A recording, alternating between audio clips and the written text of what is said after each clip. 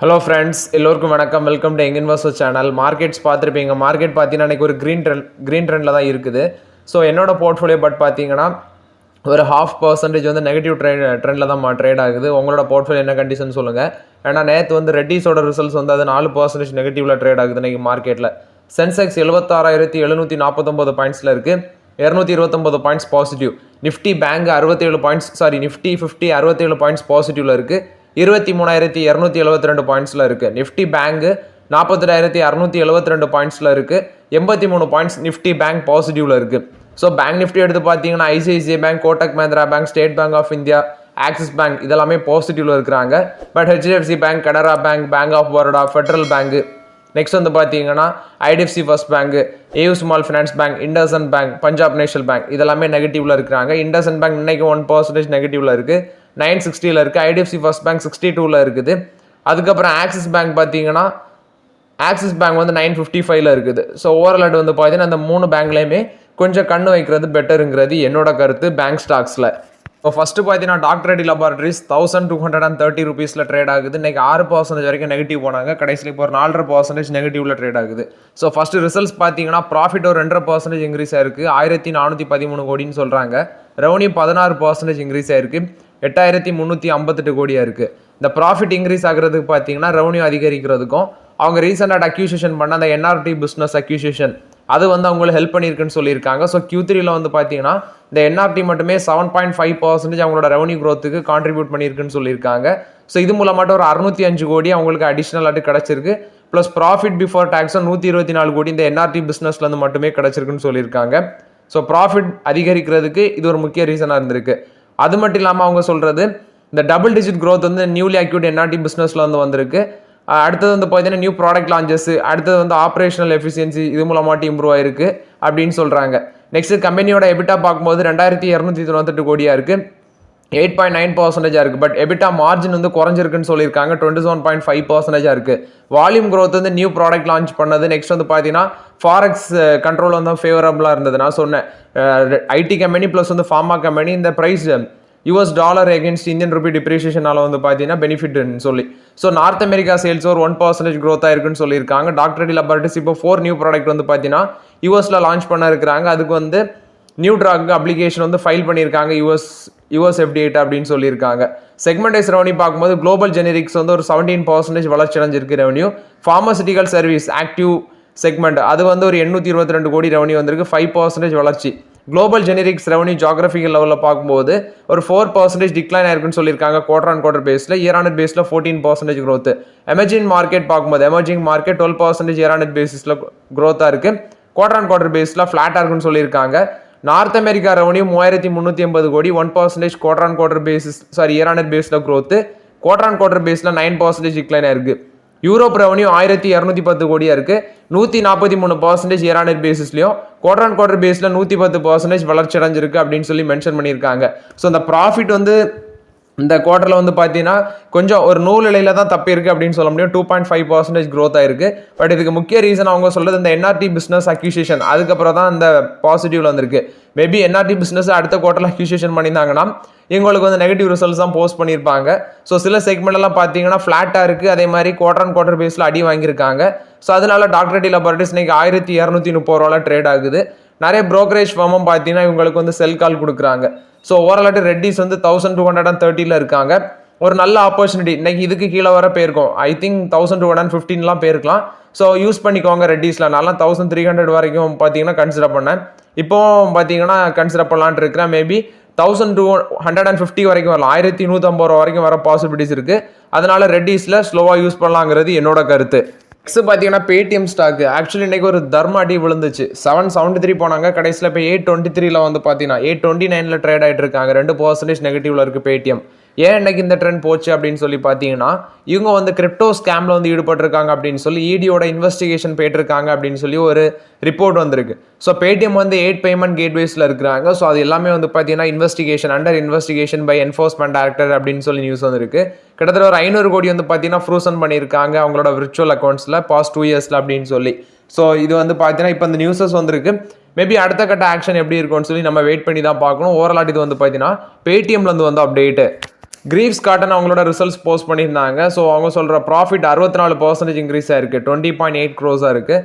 Revenue வந்து 12.8% increase ஆயிருக்கு, 750 கோடி பண்ணியிருக்காங்க. எபிட்டா இன்க்ரீஸ் ஆயிருக்கு, கிட்டத்தட்ட 12% இயர் பேசிஸில் இன்க்ரீஸ் ஆயிருக்கு. எபிட்டா மார்ஜின் 5.3% அந்த ரேஞ்சில் ஃப்ளாட்டாக இருக்குன்னு சொல்கிறாங்க. இவங்க வந்து பார்த்தீங்கன்னா ஒரு டைவர்சிஃபைட் மல்டி ப்ராடக்ட் இன்ஜினியரிங் கம்பெனியாக இருக்கிறாங்க. இவங்களுக்கு லெகசின்னு பார்க்கும்போது 165 வருஷம் இருக்குது. குறிப்பாக பார்த்தீங்கன்னா டீசல் இன்ஜின்ஸ், ஃபியூல் அக்னோஸ்டிக்ஸ், அடுத்தது மொபிலிட்டி சொல்யூஷன் ப்ரொவைடிங், இந்த செக்மெண்ட்லாம் இருக்கிறாங்க. ஸோ ஓவரால் இது வந்து கிரீவ்ஸ் காட்டன் போஸ்ட் பண்ண ரிசல்ட்ஸ் அப்டேட்டு. கிரீவ்ஸ் காட்டனோட ஸ்டாக் பிரைஸ் இன்னைக்கு ஒரு நெகட்டிவ் ட்ரெண்டில் தான் இருக்கிறாங்க. 243 ரூபாவில் இருக்குது. கிட்டத்தட்ட பார்த்தீங்கன்னா இதோட வேல்யூஷன் பார்க்கும்போது 110 இருக்குது பி ரேஷியோ. ஸோ இப்போலாம் தொட முடியாது, ஆல்ரெடி வச்சிருக்காங்கன்னா ஹோல்ட் பண்ணுங்க. ஸோ ஓவரால் இது வந்து பார்த்தீங்கன்னா கிரீவ்ஸ் காட்டன் போஸ்ட் பண்ண ரிசல்ட்ஸ் அப்டேட்டு. பார்த்தீங்கன்னா 2 Adani group companies results post பண்ணியிருந்தாங்க. ஸோ ஃபர்ஸ்ட் அதில் பார்த்தீங்கன்னா அதானி எனர்ஜி சொல்யூஷன்ஸ் அவங்களோட ரிசல்ட்ஸ் பார்க்கும்போது ப்ராஃபிட் ஒரு 73% இன்க்ரீஸ் ஆயிருக்கு, 562 கோடியாக இருக்குது. ரெவன்யூ 28% இன்க்ரீஸ் ஆயிருக்கு, 6000 கோடின்னு சொல்கிறாங்க. ஸோ ஓவரால் இன்னைக்கு அதானி குரூப் ஆஃப் ஸ்டாக்ஸில் அதானி எனர்ஜி சொல்யூஷனோட ஸ்டாக் ப்ரைஸ் 793 ட்ரேட் ஆகிட்டு இருக்கு, பெரிய அளவில் மூவ்மெண்ட்ஸ் இல்லை. அதே மாதிரி அதானி கிரீன் எனர்ஜியோட ஸ்டாக் பார்த்தீங்கன்னா Q3 ரிசல்ட்ஸில் ப்ராஃபிட் 474 கோடியாக இருக்குது, 85% ப்ராஃபிட் இன்க்ரீஸ் ஆயிருக்குன்னு சொல்கிறாங்க. ஆனால் ரெவன்யூ வந்து வெறும் 2.3% தான் இன்க்ரீஸ் ஆயிருக்குன்னு சொல்லியிருக்காங்க. 2365 கோடியாக இருக்குது அப்படின்னு சொல்லி மென்ஷன் பண்ணியிருக்காங்க அதானி கிரீன் எனர்ஜி. பட் இந்த 2 ஸ்டாக்லையுமே பார்த்தீங்கன்னா பெருசாக மூவ்மெண்ட்ஸ் இல்லாமல் தான் இருக்குது மார்க்கெட்டில். நெக்ஸ்ட் பார்த்தீங்கன்னா HPCLோட ரிசல்ட்ஸும் வந்திருக்கு. ஸோ இன்னைக்கு அந்த ரிசல்ட்ஸை பார்த்துட்டு மார்க்கெட்டில் ஷேர் ப்ரைஸ் கொஞ்சம் மேலே போகும் அப்படின்னு சொல்லி பார்த்தேன். ஆனால் வந்து பார்த்தீங்கன்னா 379 வரைக்கும் போயிருக்காங்க, கடைசியில் 364 இருக்குது. இப்போ ஒரு ஃப்ளாட் பாசிட்டிவ் டர்னில் இருக்குது. பெருசாக மூவ்மெண்ட்ஸில் HPCL ஹிந்துஸ்தான் பெட்ரோலியம் கார்பரேஷனோட ரிசல்ட்ஸில் நெட் ப்ராஃபிட் வந்து 3023 கோடின்னு சொல்லியிருக்காங்க. 471% வந்து இயர் பேஸில் இன்க்ரீஸ் ஆயிருக்கு, குவார்டர் பேஸில் 379% இன்க்ரீஸ் ஆயிருக்கு. அதே டோட்டல் இன்கம் பார்க்கும்போது 1,19,415 கோடியாக இருக்குது. ரெவன்யூ, அதாவது டோட்டல் இன்கம் மீன்ஸ் ரெவன்யூ தான், அது வந்து இயர் பேஸில் ஃப்ளாட்டாக இருக்குன்னு சொல்கிறாங்க. ரெவன்யூ ஃப்ளாட்டாக இருக்குது, ஆனால் ப்ராஃபிட் வந்து 30% இன்க்ரீஸ் ஆயிருக்கு. புதிதாக இருக்குது. ஆனால் ஸ்டாக் ப்ரைஸ் வந்து பார்த்தீங்கன்னா அன்றைக்கி வந்து ஓவரால் ஒரு ஃப்ளாட் ட்ரெண்டில் தான் ட்ரேட் ஆகிட்டு இருக்கு. இப்போ பார்க்கும்போது 364 இருக்குது. இப்போதைக்குன்னா அந்த ஸ்டாக்லாம் அவாய்ட் தான் பண்ணுவோம், HPCL எல்லாமே. மாருதி சுசுகி குறிப்பாட்டு இதுக்கு முன்னாடி ஜனவரி 2ஆம் தேதியோ 3ஆம் தேதியிலேருந்து most of the automatic company நாங்கள் வந்து காரோட ப்ரைஸஸ் எல்லாமே ஹைக் பண்ண போகிறோம் அப்படின்னு சொல்லி அப்டேட் கொடுத்துருந்தாங்க. ஸோ இப்போ மாருதி சுசுகி என்ன சொல்கிறாங்கன்னா ஃபெப்ரவரியிலேருந்து நாங்கள் காரோட ப்ரைஸை ஏற்ற போகிறோம், 32,500 ரூபா வரைக்கும் அதிகமாட்டு உயர்த்தும் அப்படின்னு சொல்லி மாருதி சுசுகி இப்போ வந்து அப்டேட் கொடுத்துருக்காங்க. இந்தியன் எனர்ஜி எக்ஸ்சேஞ்சோட ரிசல்ட்ஸ் வந்திருக்கு. ஸோ ப்ராஃபிட் வந்து ஒரு 17% வளர்ச்சி அடைஞ்சிருக்குன்னு சொல்லியிருக்காங்க. அதே மாதிரி ரெவன்யூ 132 கோடியாக இருக்குது, 15% வளர்ச்சி அடைஞ்சிருக்குன்னு சொல்லியிருக்காங்க. ஸோ ஓவரால் ரிசல்ட்ஸில் நீங்கள் பார்த்தீங்கன்னா அவங்க ப்ராஃபிட் 17% இன்க்ரீஸ் ஆயிருக்குன்னு சொல்லியிருக்காங்க. இதே டோட்டல் இன்கம் 160 கோடி பண்ணியிருக்காங்க. போர்ட் ஆஃப் டைரக்டர்ஸ் வந்து ஒரு இன்ட்ரீம் டிவிடெண்ட் அனௌன்ஸ் பண்ணியிருக்காங்க, ₹1.50 அப்படின்னு சொல்லி. அந்த டிவிடெண்டுக்கான ரெக்கார்ட் டேட் ஜனவரி 31ஆம் தேதி ஃப்ரைடே வந்து அந்த டிவிடெண்டுக்கான ரெக்கார்ட் டேட் அப்படின்னு சொல்லி மென்ஷன் பண்ணியிருக்காங்க. ஸோ அவங்களோட எலக்ட்ரிசிட்டி ட்ரேடட் வால்யூம் 30.5 பில்லியன் யூனிட்ஸாக இருக்குது, 15.9% இயர் பேசிஸில் growth. ரினோவபிள் எனர்ஜி growthன்னு பார்க்கும்போது ஒரு 31% சொல்கிறாங்க. ஸோ ஓவரால் ரிசல்ட்ஸ் கொஞ்சம் பெட்டராக பண்ணியிருக்காங்க. ஆவரேஜ் ஆட்டு 3.71 ருபீஸ் பர் யூனிட்டுக்கு வந்து பார்த்தீங்கன்னா ஃபிக்ஸ் பண்ணியிருக்காங்க. பட் அது இயர் பேசிஸில் 26% கீழே விழுந்திருக்கு அப்படின்னு சொல்லி மென்ஷன் பண்ணுறாங்க. இது வந்து இந்தியன் எனர்ஜி எக்ஸ்சேஞ்ச் போஸ்ட் பண்ண ரிசல்ட்ஸ் அப்டேட். ஸ்டாக் ப்ரைஸ் நான் பார்க்கும்போது 172 ட்ரேட் ஆகுது, 3% பாசிட்டிவ்ல இருக்கிறாங்க. லாஸ்ட் 1 இயரில் அந்த ஸ்டாக் வந்து ஒரு 25% வந்து பார்த்தீங்கன்னா ஆவரேஜாக ரிட்டர்ன்ஸ் கொடுத்துருக்கு. டாடா மோட்டர்ஸோட JLR இப்போ என்ன அப்டேட் கொடுக்குறாங்கன்னா சைனாவோட எக்கனாமி ஸ்லோ டவுன் வந்து பார்த்தீங்கன்னா அவங்களோட ப்ராஃபிட்டை வந்து ஹட் பண்ண சான்சஸ் இருக்குது அப்படின்னு சொல்லி JLR ஓனர் அப்டேட் கொடுக்குறாங்க. ஏன்னா அவங்களுக்கு ஹோல்சேல் வால்யூம் சைனாவில் வந்து 38% டவுன் ஆயிருக்குன்னு சொல்லியிருக்காங்க. அதே நார்த் அமெரிக்காவில் 44% இன்க்ரீஸ் ஆயிருக்கு, யூரோப்பில் 6% இன்க்ரீஸ் ஆயிருக்கு ஹோல்சேல் வால்யூம். சைனாவோட எக்கனாமிக் ஸ்லோ டவுன் வந்து அவங்களுக்கு JLRோட ப்ராஃபிட் அஃபெக்ட் பண்ணும் அப்படின்னு சொல்லி டாடா மோட்டர்ஸ் தரப்புல வந்து விளக்கம் கொடுத்துருக்காங்க. நெக்ஸ்ட் பார்த்தீங்கன்னா Ujjivan small finance bank. So net profit 64% அதிகரிச்சிருக்குன்னு சொல்லியிருக்காங்க. 64% கீழே விழுந்திருக்கு. நெட் ப்ராஃபிட் 108 கோடி பண்ணியிருக்காங்க. ஆனால் சேம் பீரியட் லாஸ்ட்டில் 300 கோடி ப்ராஃபிட். நெக்ஸ்ட் பார்க்கும்போது நெட் இன்ட்ரெஸ்ட் இன்கம் 3.2% தான் இன்க்ரீஸ் ஆயிருக்கு. கிராஸ் நான் பெர்ஃபார்மிங் அசட் 2.68% இருக்குது. இது முந்தின குவார்ட்டரை கம்பேர் பண்ணும்போது 16 பேசிஸ் பாயிண்ட் இன்க்ரீஸ் ஆயிருக்கு. நெட் NPA 0.56 இருக்குது, அது ஃப்ளாட்டாக இருக்குன்னு சொல்லியிருக்காங்க. கிராஸ் லோன் பார்க்கும்போது ஒரு 9.8% வளர்ச்சி அடைஞ்சிருக்கு, குவார்டர் பேஸில் 0.4%. செக்யூர்ட் புக்குன்னு பார்க்கும்போது 39.3% இருக்குன்னு சொல்லியிருக்காங்க. டோட்டல் லோன் புக் வந்து 28.3% இன்க்ரீஸ் ஆயிருக்குன்னு சொல்லியிருக்காங்க. அது முந்தின குவார்ட்டரில் 34.9% இருந்துச்சு. ஓவரால் இந்த பேங்கோட ரிசல்ட்ஸ் வந்து பார்த்தீங்கன்னா பெருசாகவே இல்லை. டெபாசிட் மட்டும் ஒரு 16% க்ரோத் ஆயிருக்கு. பட் அதுவும் குவார்டர் ஆன் குவார்டர் பேஸில் 1% தான் க்ரோத் ஆயிருக்குன்னு சொல்லியிருக்காங்க. இந்த ஸ்டாக்லாம் இப்போதைக்கு அவாய்ட் பண்ணுறது தான் பெட்டருங்கிறது என்னோட கருத்து. இன்றைக்கி 33 ரூபாவில் ட்ரேட் ஆச்சு. ஒரு 2.5% கிட்ட அந்த ஸ்டாக் வந்து பார்த்தீங்கன்னா நெகட்டிவில் தான் ட்ரேட் ஆகுது உஜ்வன் ஸ்மால் ஃபினான்ஸ் பேங்க். ஸோ ஓரளவு ப்ராஃபிட்லாம் அடி வாங்கியிருக்காங்க. ஐஆர்இடிஏ தரப்பில் வந்து ஒரு விளக்கம் கொடுத்துருக்காங்க. அவங்க 5000 கோடி வந்து பார்த்தீங்கன்னா QIP மூலம் மட்டும் ஃபண்ட் ரைஸ் பண்ண போகிறாங்க அப்படின்னு சொல்லி ஐஆர்இடிஏ வந்து இப்போ அப்டேட் கொடுத்துருக்காங்க.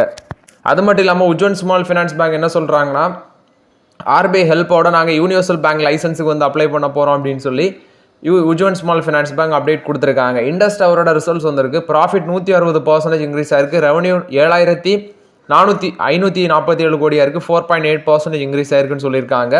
ஸோ ஓவரால் இண்டஸ் டவர்லாம் பார்த்தீங்கன்னா நிறைய பேர் ஹோல்ட் பண்ணுவீங்க. ரிசல்ட்ஸில் ப்ராஃபிட்டு ரெவன்யூ இன்க்ரீஸ் தான் இருக்குது. எல்என்டியோட செமிகண்டக்டர் பிஸ்னஸ் கொடுத்துருக்க அப்டேட்டு. அவங்க வந்து பார்த்தீங்கன்னா $10 பில்லியன் வந்து அவங்களோட சிலிக்கான் ஃபேப்ரிகேஷன் பிளான்ல வந்து இன்வெஸ்ட் பண்ண இருக்கிறாங்க அப்படின்னு சொல்லி சொல்கிறாங்க. ஸோ இது மூலமாட்டு வந்து பார்த்தீங்கன்னா $1 billion per revenue per annum வந்து கிடைக்கும் அப்படின்னு சொல்லி மென்ஷன் பண்ணியிருக்காங்க. இதில் வந்து செமிகண்டக்டர் ப்ராடக்ட்ஸ், நெக்ஸ்ட் வந்து செமிகண்டக்டர் சிப்ஸ் எல்லாமே மேனுஃபேக்சர் பண்ணலாம்.